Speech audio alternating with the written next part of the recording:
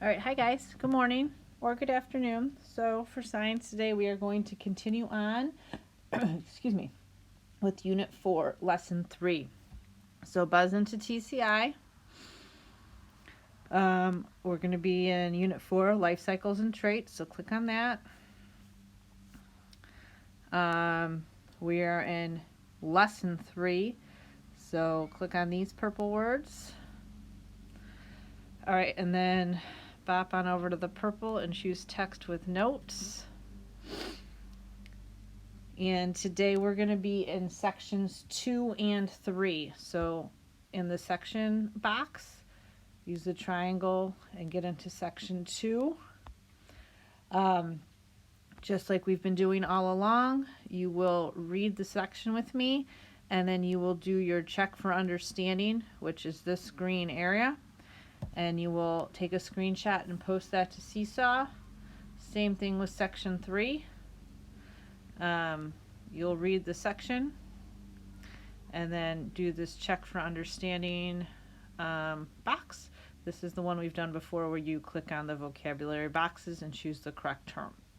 And then once you've chosen all the correct terms, you'll take a screenshot and post that to Seesaw for your science activity. Once again, though, I am going to head on over to Notability so I can annotate for sections 2 and 3. All right.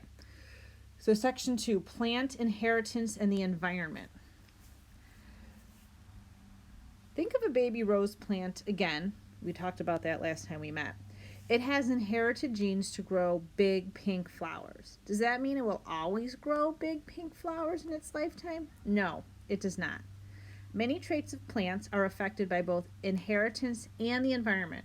For instance, the rose plant has inherited genes to grow big pink flowers when it gets older. But what if the plant gets a disease from another plant in its environment?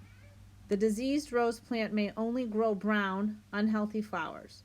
The rose plant's flowers are a trait that was affected by inheritance and the plant's environment. Another baby rose plant may also inherit genes to grow big pink flowers. If its environment does not have the disease, then the rose plant is healthy. It will grow big pink flowers. This rose plant has a different trait because its environment is different.